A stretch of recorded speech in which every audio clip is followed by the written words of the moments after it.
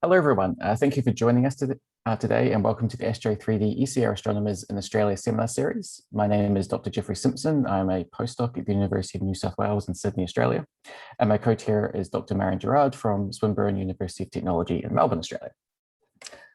Before we begin, it's important for us to acknowledge the traditional custodians of the land on which we meet today. The Aboriginal and Torres Strait Islander people were Australia's first astronomers, and we acknowledge their long-standing systems of knowledge on which we continue to build. We acknowledge the traditional custodians of the unceded land on which we're meeting today. I'm speaking with you today from the land of the Wallumedegal clan.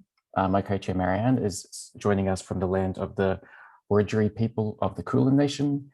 Our first speaker, Dana Horta, is speaking to you from the country of the Turrbal and Jagara people. And our second speaker, Arthur Pools, is speaking from Ngunnawal country. We pay respects to their elders, past and present, and extend that respect to all First Peoples joining us here today. So why are we here? This is a series of seminars that's been facilitated by ASTRO 3D, the Australian Research Council Centre of Excellence for All-Sky Astrophysics in 3 dimensions. COVID-19 has severely affected our ability to travel and present at international seminars this year. This has been especially a problem for us in Australia because we can't travel, you can't travel to us. And although conferences are being run virtually, the time zone differences mean that often meetings are taking place at 2 or 3 in the morning. It's currently 6 o'clock in the morning, so we're doing pretty well here. And this lack of opportunity to network could severely disadvantage junior astronomers when entering the job market. So we're going to have 2 talks this hour. Each talk will be 20 minutes in length with 5 minutes for questions at the end of each talk. Marianne will be the coach will share those question sessions, and please save your questions until the end of each talk. And so also these talks have been recorded and will be placed afterwards on the ASTRO 3D YouTube channel for educational and scientific purposes. And by being here today, you're agreeing to abide by the ASTRO 3D's meeting code of conduct.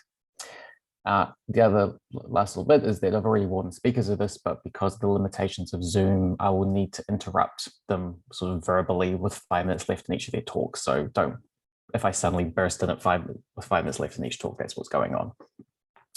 Okay, so on to our first speaker. Our first speaker is Dana Horta Darrington, a third-year PhD student at Liverpool John Moores University, and currently on I think a long-term visit to the University of Queensland currently. So Danny, the screen is yours. Okay, so I'll start then. Thank you everybody for attending these talks. It's a pleasure to meet you all. My name is Danny Horta, and as Jeffrey just said, I'm a third-year PhD student working at Liverpool John Moores University, who is currently undertaking a yearly research visit at the University of Queensland. So I'd like to thank the organisers today for arranging these awesome seminar series for us to be able to showcase our work, and specifically the opportunity for me to present our work on the galaxy within the galaxy. So today I'll be talking about some results that I led in conjunction with all the awesome people listed at the bottom of this slide on a paper titled Evidence from Apogee for the Presence of a Major Building Block of the Halo Buried in the Inner Galaxy. Okay, so we know that in our current cosmological paradigm, lambda CDM, that galaxies grow in great measure through this process of mass hierarchical assembly. Now in this formation mechanism, lower mass galaxies get engulfed by larger mass galaxies, and as a result, these systems overall grow in size. And this formation mechanism has been shown to be true, at least for the Milky Way, by the direct observational evidence of either ongoing accretion, like the Sagittarius dwarf spheroidal, or the detection of phase space substructure in the stellar halo of the Milky Way, like the recently discovered Enceladus sausage accretion event, the Helmi streams, the Sequoia, the Thamnos, and now with the H3 survey, a further few substructures have been identified. There's also been predicted accretion events based on information from globular clusters, like that of the Kraken. However, all the discovered phase space substructures in the stellar halo of the Milky Way, which are thought to result from accretion events, have been done so in regions of the stellar halo away from the galactic center. But of particular importance is the innermost region of the galaxy. And this is because of 3 main reasons. So the first one is because it's been shown using a single power law that well describes the density of the stellar halo, that approximately half of the mass of the stellar halo is located within a region of 4 kiloparsecs from the galactic center. Therefore, for relatively small volume, it contains most of its mass. The second reason is because this is the spatial region we'd expect to find the remnants of early and massive accretion events, which have been driven there by dynamical friction. And the third reason is because this is also the spatial region we'd expect to find the oldest in situ populations to reside in. And despite this region of the galaxy being extremely interesting to study, it's been difficult to do so due to the high extinction, and specifically for the halo populations, or the more metal-poor populations, because they're vastly outnumbered by the intervening disk and metal-rich populations in the inner galaxy. However, we now live in the era of large stellar surveys, which are providing us with a wealth of information which are helping us unravel the mysteries of the galaxy. And of particular importance are two surveys that I am a part of or I use, which is the Apache Point Observatory Galactic Evolution Experiment, or APOGEE, and Gaia. And the reason I say that these two surveys, especially when in conjunction, are very important, because you can combine spectroscopy information with astrometry in order to obtain a very powerful chemo-dynamical data set, which for the first time, using APOGEE DR16 and Gaia DR2, like we used in our work, we obtained detailed chemistry for up to 10,000 stars located within this inner region of the galaxy, or within 4 kiloparsecs from the galactic center approximately. And I use these two terms interchangeably during the rest of my talk. And by doing so, we obtain a data set for which we have exquisite chemical composition information from APOGEE, and precise distances and derived kinematics, thanks to the astrometry and the radial velocities from APOGEE and the astrometry from Gaia. But why do we care about chemical abundance information? What does this give us? Well, the reason we care about chemical abundance is because we can perform chemical tagging. So chemical tagging is this idea that bases its principle on the notion that any star that formed in a particular environment will inherit the properties from the gas in which it formed, and therefore will manifest those properties in the form of chemical abundances, or its chemical properties. And therefore, any star that formed in different environments will display different chemical abundances. So here's a clear example of this. So here is a chemical composition plane where on the y-axis you have the ratio of magnesium to manganese abundances for every star, and then on the x-axis the aluminium to iron ratio. Now this plot has been shown before in previous work, such as in Hawkins et al. 2015 or Das et al. 2020, to be able to dissect from in situ populations in the Milky Way. And as you can see in this plot, illustrated here as a 2D histogram, is our parent sample that we used in our work. And as you can see, our parent sample falls in 3 main loci, or 3 main blobs. One defined by low aluminium abundances and high magnesium, defined by the solid black line as this accreted region, and a further 2 in situ region divided by this dashed line as a high alpha and low alpha. And actually, these correspond to the observed high alpha and low alpha sequences observed in the Milky Way. So if we then take from our parent sample only those stars located within the inner galaxy, so within 4 kiloparsecs, and overplot them here, shown as red points, you can see that these stellar populations also congregate in these 3 main blobs. And of particular importance is the fact that there's a substantial fraction of stars in the inner galaxy which sit in this accreted region of the diagram, hinting that there are accreted populations in the innermost region of the galaxy. However, because we also have kinematic information provided by the data from Gaia, we can then take this chemical dissection of accreted and in situ populations, whereby accreted I mean any star that formed in galaxies outside of the Milky Way and were later accreted through the process of mass hierarchical assembly, and in situ those that formed in the galaxy, and map it in kinematics. So in our work, we do this, and specifically we focus on an integrals of motion plane known as the energy LZ plane. So the energy LZ plane is comprised by orbital energy of the stars on the y-axis here, and angular momentum with respect to the galactic disk on the x-axis, where here I show the chemically defined in situ populations in the top panel and the accreted ones on the bottom.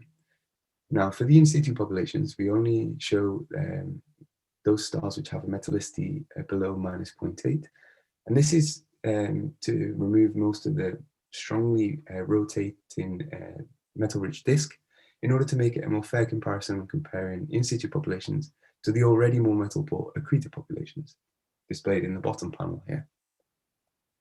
So I'll just remind you that in this plane, anything with a positive angular momentum means it's rotating with the disk of the galaxy in a prograde fashion.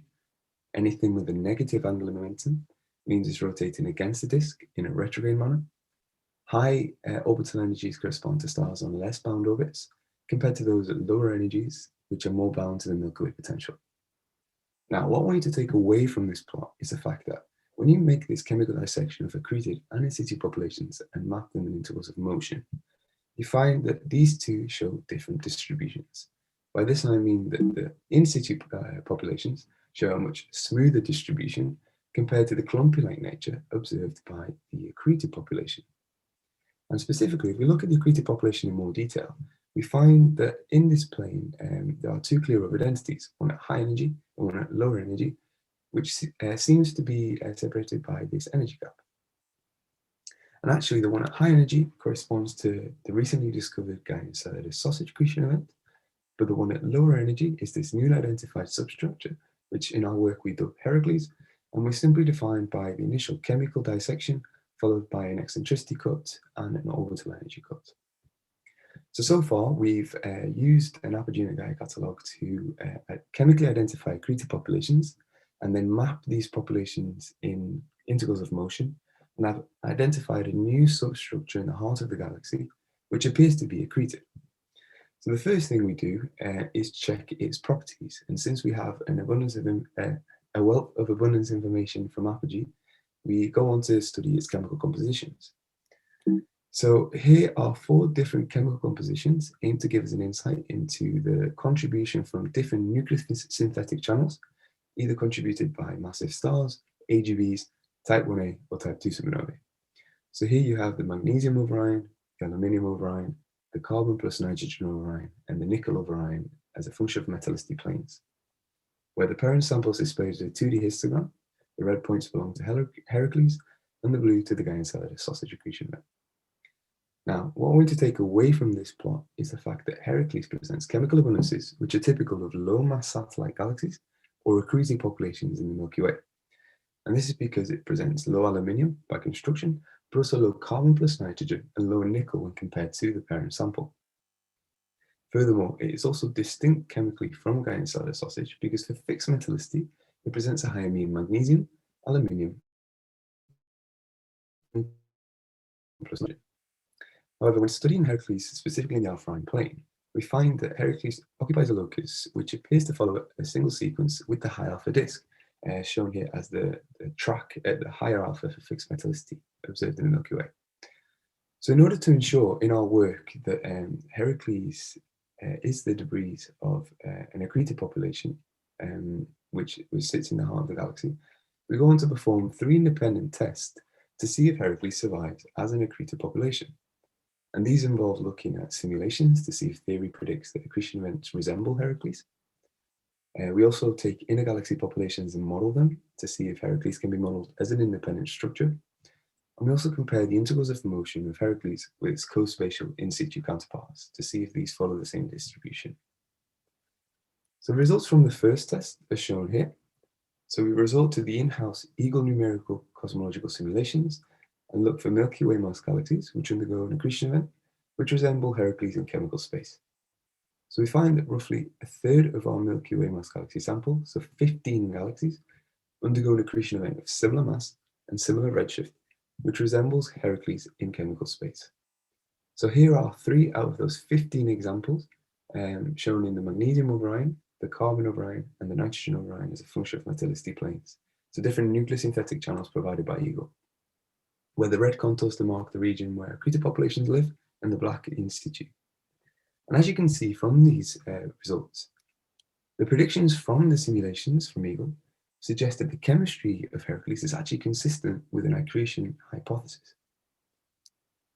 So it survives this first check. Now, the second test we perform is to take inner galaxy populations, so anything within 4 kiloparsecs from the galactic center, and model them using a Gaussian mixture modeling procedure in multiple 2D chemical composition planes to see if Heracles can be modeled as an independent component. So we do this in the initial magnesium over manganese as a function of aluminium over iron, the magnesium over iron as a function of metallicity, and the aluminium over iron as a function of metallicity planes. So here the raw data is displayed on the left column In the middle, you have the models, and on the right, you have the residuals, which is the data minus the model. And anywhere where the residuals is 0 means that the model models well the data. Now, we don't set a fixed number of Gaussian components, and we let this be free, and we calculate the best number based on a Bayesian information criterion, or a BIC value. And we find that the best number is either 4 or 5 components, where here we illustrate 5. But more importantly, despite the 4 or 5 components, where Heracles occupies a locus in this plane, we find that in multiple 2D chemical composition planes, when looking at inner galaxy populations, that Heracles can be modeled as an independent component. Lastly, we're going to compare the integrals of motion of chemically defined, accreted, and in situ populations in the inner galaxy, where here the accreted populations are dominated by Heracles. And we do this in the angular momentum, the orbital energy, the vertical action, and the radial action. And as you can see, these distributions are different, and we quantify this by running a KS test, where the resulting p-values show that these two distributions are vastly different to a high degree of significance. Therefore, chemically defined accreted populations in the inner galaxy, i.e. Heracles, do not follow the integrals of motion of its co-spatial in situ counterparts. And actually, we found that when looking at Heracles, specifically in the alpha-ion plane, we find that Heracles presents properties which are very interesting. But before me telling you why this is the case, let me quickly remind you how galaxies are suggested to evolve in this chemical composition plane. So the alpha-ion plane is suggested to be governed by the interplay between the contributions of supernova type 2 and supernova type 1a. Now here, supernova type 2, core collapse supernovae, primarily contributes alpha elements with some trace of iron, and supernova type 1a supernova primarily contribute iron peak elements and iron. So here's an illustration which my PhD sibling has kindly given to me, where on the y-axis you have the alpha to iron ratio as a function of metallicity, and it's just an illustration to give you an idea how galaxies are suggested to evolve in this plane. So you have this first section here defined as the red line, where supernova type 2 contributions primarily dominate, and then you have a turning point here where onset of type 1a supernovae starts to kick in. And then due to the contribution of type 1a supernovae and the contribution of iron, the ratio of alpha to iron dilutes with increasing metallicity, displaying this knee-like feature followed by a downturn. However, I like to refer to this plane as 3 sections. So you have the thigh section where primarily supernova type 2 contributes, then you have the knee, which is the turning point, and you have the shin, in which you have the onset of type 1a supernovae. Danny, that's 5 minutes left. Thank you, Jeffrey.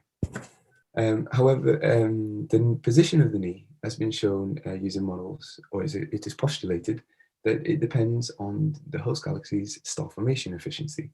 And by this, I mean just the ability of the host to retain metals before the onset of supernova type 1a. So to illustrate this, here's a plot of the oxygen to iron, so just an alpha element to iron as a function of metallicity, from models from Abdelchi et al. In 1990 for 3 different systems.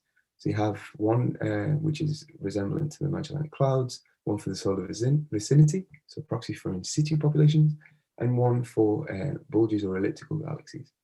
And as you can see, the turning point on this knee feature is different for different types of galaxies. And it is postulated that the reason for this is the host galaxy's star formation efficiency.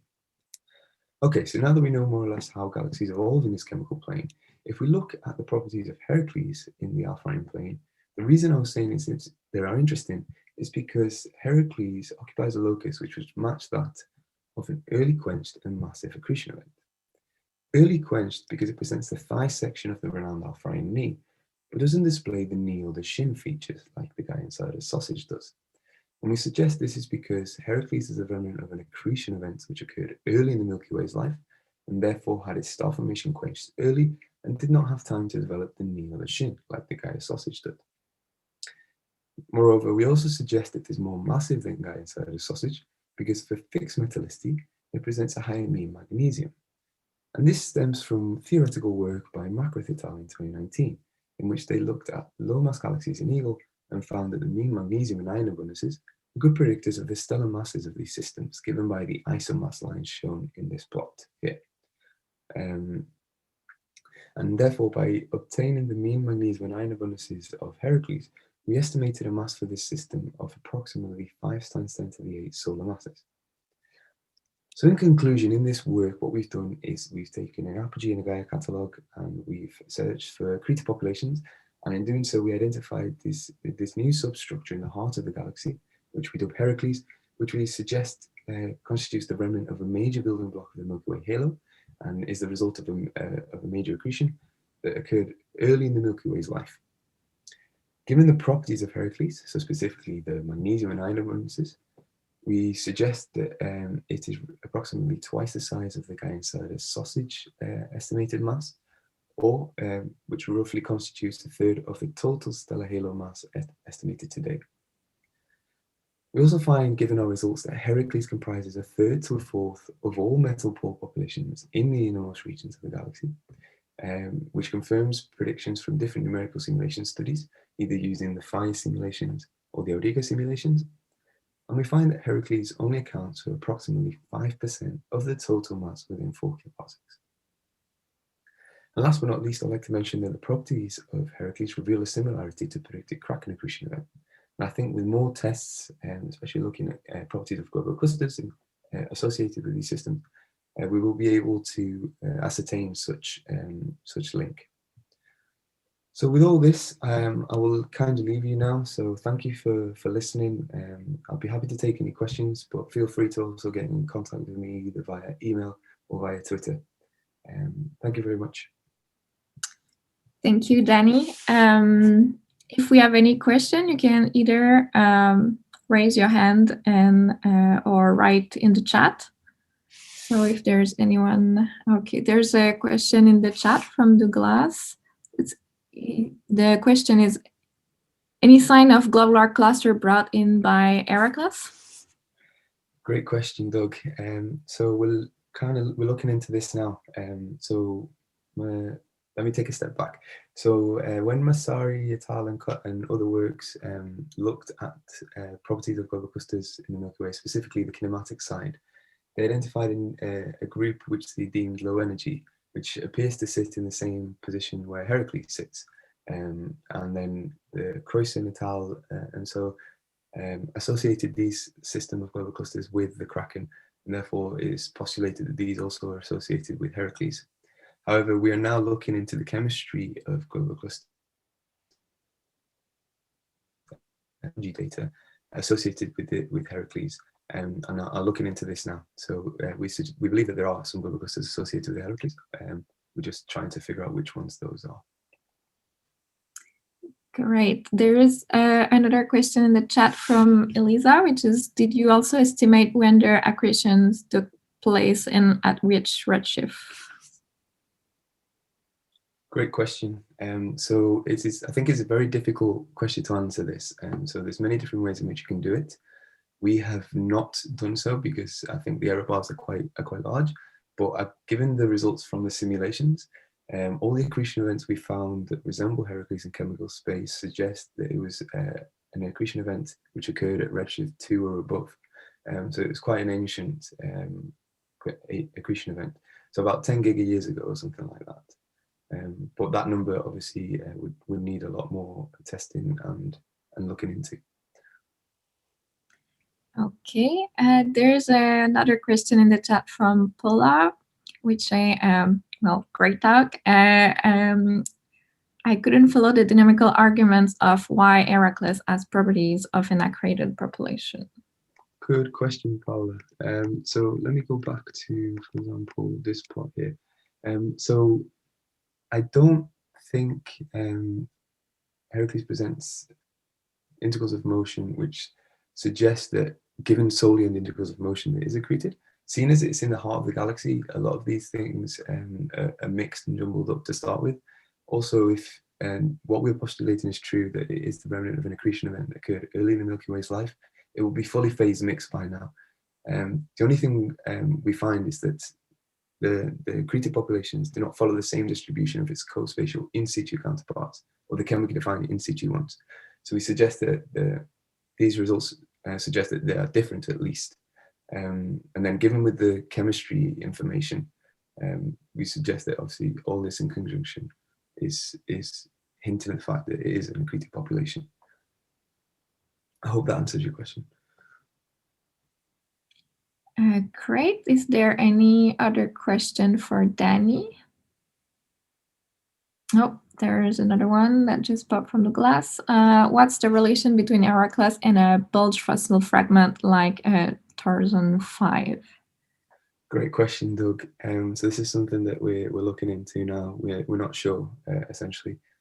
So if I understand correctly, Tarzan 5 is because of its metallicity spread and other properties, it's postulated to be a weird globular cluster, like a nuclear star cluster maybe, or something like that. But yeah, so we're trying to compare now the properties, specifically the chemical properties of Heracles with different globular clusters in the bulge or in the inner galaxy, in order to ascertain which ones belong to it and things like that, and see what relation there is.